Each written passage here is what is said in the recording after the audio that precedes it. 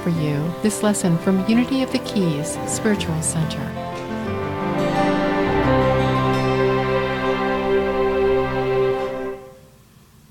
So there must have been a divine order in my choosing the Lost Sutras of Jesus today, because it's such a beguiling story, but I think it's so relevant for today. The Lost Sutras of Jesus are like this message in a bottle from the year 635 AD. Some of you say AD, some of you say CE. Who knows what AD means? No, it actually means after Jesus, Animus Domini, something like that. It means after Jesus, like all of humanity does their calendar after Jesus' birth, which is not actually Jesus' birth, because they think he was actually 200 years later chronologically, but that's what it's called. So scholars now say CE, Common Era, right? To be more inclusive and universal. So if I say CE, that's why I'm saying CE. It's this era, not BC, which is before Christ. Or before BCE, they say now, before the Common Era. You know, one of the interesting things is scholars and theologians don't talk to each other, you know. It's only recently that, you know, they actually have been more in alignment.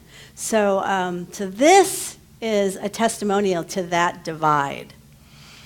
So in 635, a group of Christian monks led by a Persian bishop by the name of Aleben traveled 3,000 miles from Persia to China, roughly the distance from California to Key West, on foot, with sacred documents about a savior of humanity named Jesus Christ. And there is historical evidence all along the way that they did this, that they gave some testimonies, that they shared their documents. They had wonderful ceremony with people all over the world as they traveled from Persia to China. And Persia is the birthplace of not just the Zoroastrian religion, which is an ancient religion there, but also this mystical tradition of Jalaluddin Rumi and all these great poets, Hafiz, Lala, Rabia. And Christianity also has deep roots in Persia. Persian Christianity accepted the legitimacy of other faiths and saw no need for conversion. They focused more, and to this day, in an unbroken lineage, they focus more on the message of Jesus than on church doctrine or rules. So 24 monks, clad in white robes with beards and the crowns of their heads shaved, journeyed across mountains and deserts to bring this universal teaching to the world. Because China, the imperial city of Xi'an, in that time period, was ushering in a golden age. It was the Tang Dynasty, and Xi'an was a cosmopolitan city. Over 1 million people resided there, and their Emperor Taizong is still recognized as one of China's most enlightened beings. Think about this. These were his values. We're talking 635, the year 635, okay? Emperor Taizong was described as open-minded and curious, brilliant and compassionate, a proponent of universal education for all his citizens, tolerant of religious differences, and he encouraged spiritual seeking and development. So he was very interested in these texts that Aleben shared with him.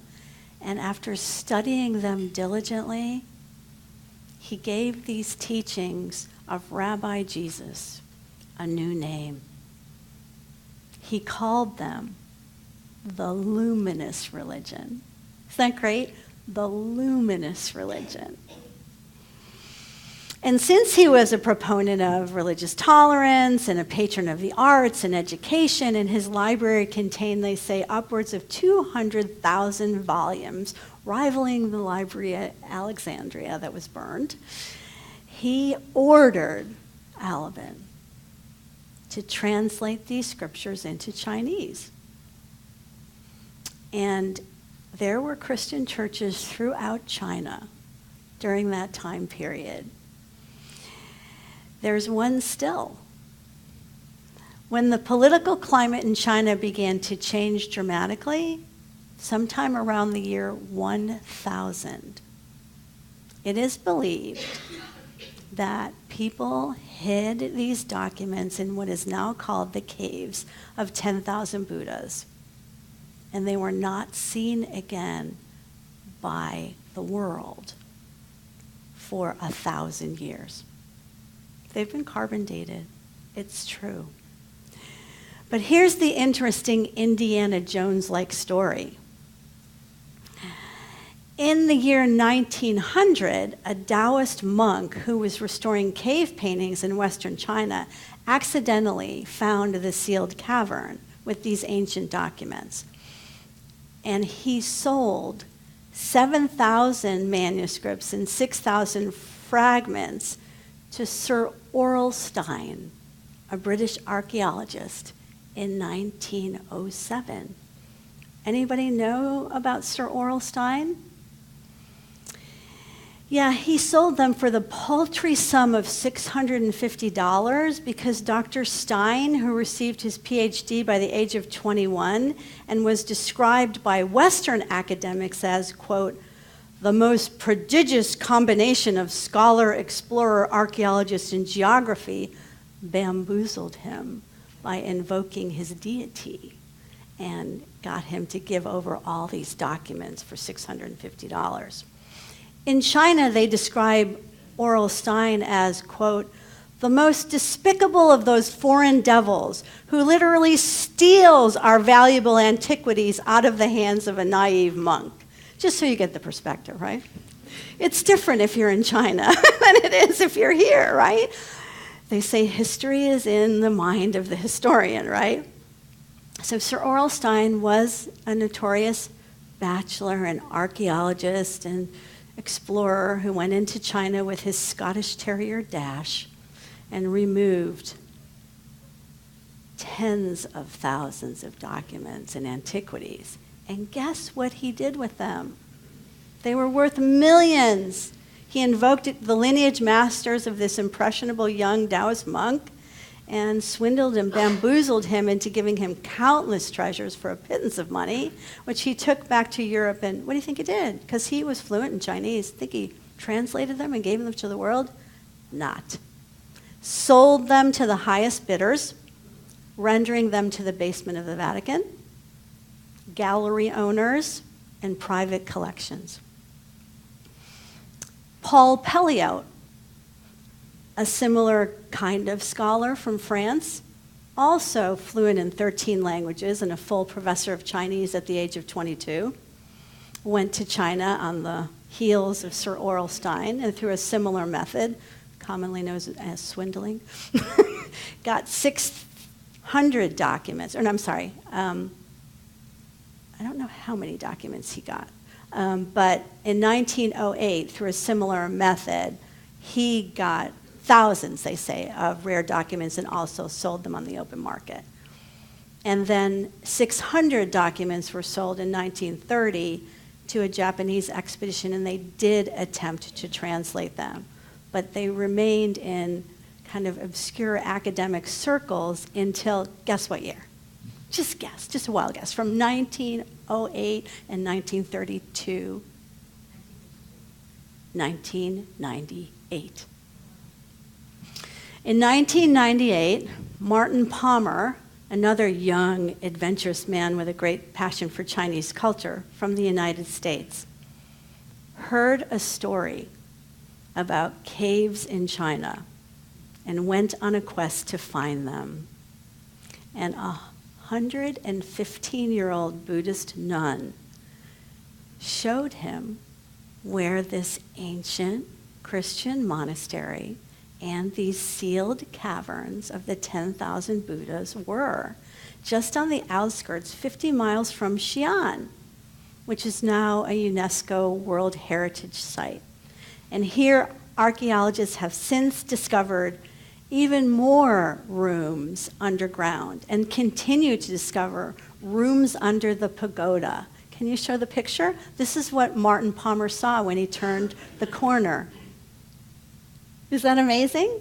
This is the church, the pagoda, where there's incredible statues of a kind of Chinese Buddhist version of Mary and Jesus. There are all kinds of Aramaic and different languaged sutras on stones, and there are tens of thousands of sealed rooms still being discovered. Among the thousands of scrolls discovered in Duanhang, right here, are the Jesus Sutras. And there's many versions of this, but I like this best. It's Martin Palmer's version, and it's just unadulterated. When you read the versions that are translated by some of the Catholic monks, they're just so different because they don't understand Buddhism and they don't understand Taoism. And this is definitely a Buddhist Taoist Jesus. And a Buddhist Taoist Hebrew Jesus, a Rabbi Jesus. It's very clear that there's much of the Torah in here as well. So these sutras, now sutra, how many of you know the Yoga Sutras or other sutras?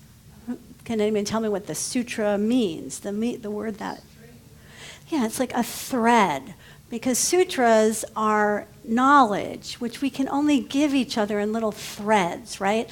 Like they say that Jesus' Sermon on the Mount is a sutra.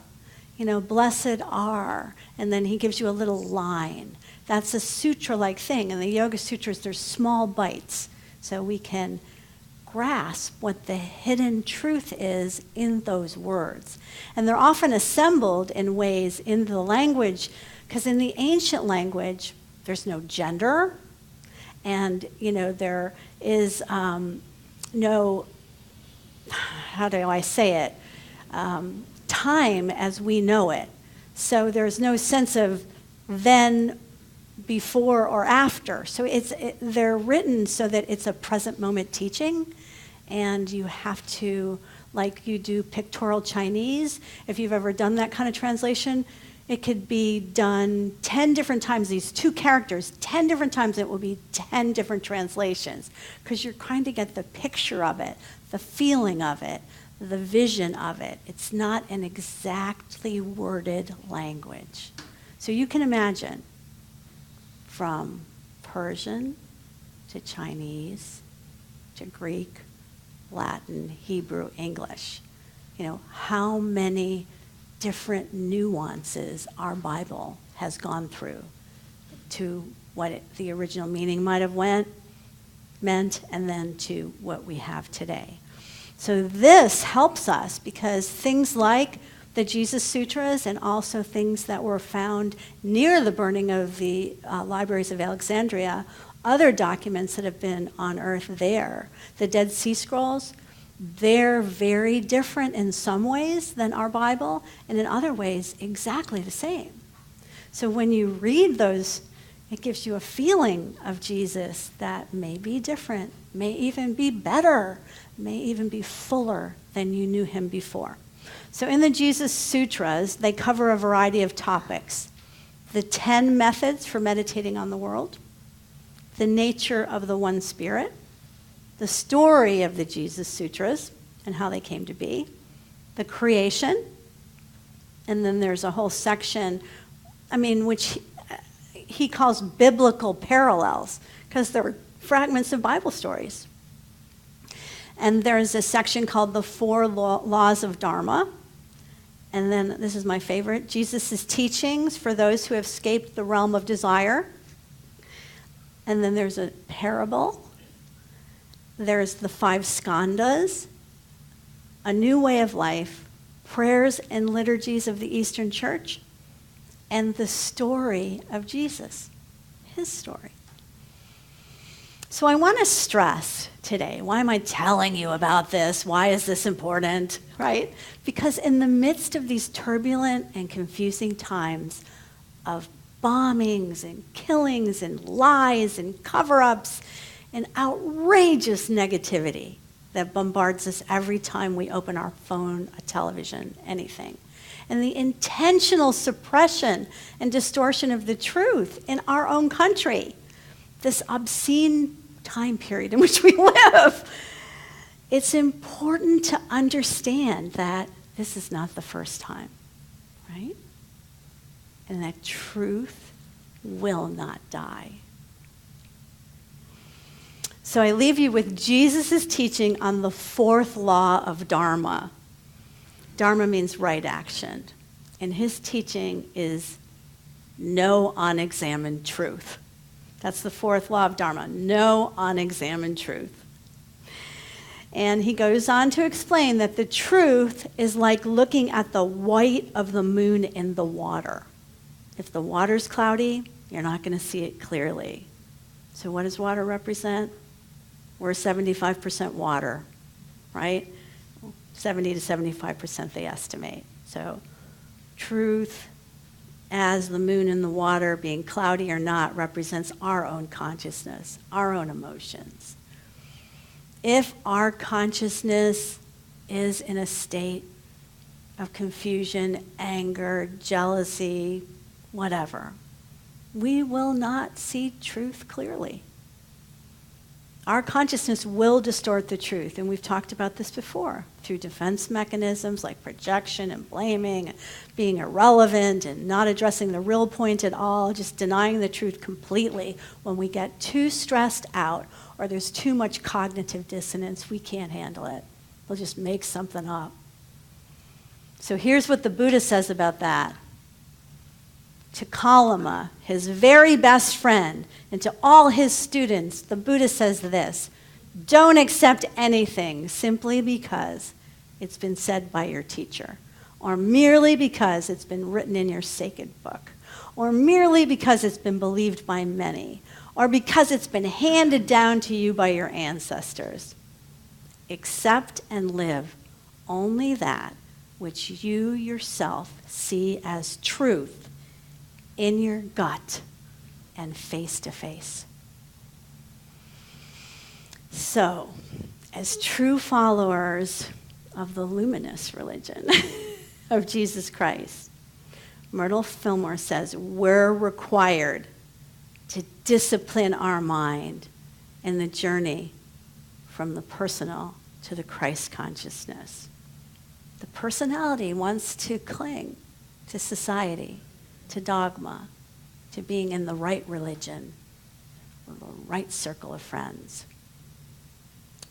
But we can let go of society-induced delusions and temporary fixes based on limited and biased information when we know the luminosity that lives and moves and has its being in us. During the 17th century, Chinese grave diggers found corroborating evidence of Aleben's visit to China, a 12-foot slab of black limestone, etched with 2,000 Chinese characters dated 718 CE. It said, well, first of all, I want to describe the slab to you. I couldn't find a picture. Maybe we'll show you next week. The slab is mounted on a large carved tortoise, which is sacred to the Chinese, meaning the whole universe. So this Jesus figure is standing on the tortoise, and he has two dragons, the ultimate protectors, on each side of him. And he's ascending from the petals of a giant lotus flower, rising off of a cross, representing the protectors, these dragons, of this great being of enlightenment and ascension. And here's what this stone says: there is no single name for the way. Sages do not come in a single form. These teachings embrace everyone and can be adopted in every land. A sage of great virtue, Aleben, has brought these scriptures from the distant land of the Qin Empire and offered this to us in the capital of Xi'an. We've studied these scriptures and found them to be otherworldly, profound, and full of mystery. We've found their words lucid and direct. We've contemplated the birth and growth of the tradition from which these teachings sprang, the Jewish tradition. These teachings will save creatures and benefit humankind, and it's only proper they be practiced throughout the world. So, as human students of truth today, I ask you to contemplate deeply the birth and growth of the traditions from which these teachings sprang, and to always know these human bodies will vanish, emperors, scoundrels, and adversities will vanish, right? They come and they go, but the wisdom of enlightenment lasts forever. We're one human family. Our race is human. Our faith is oneness. Our God is love.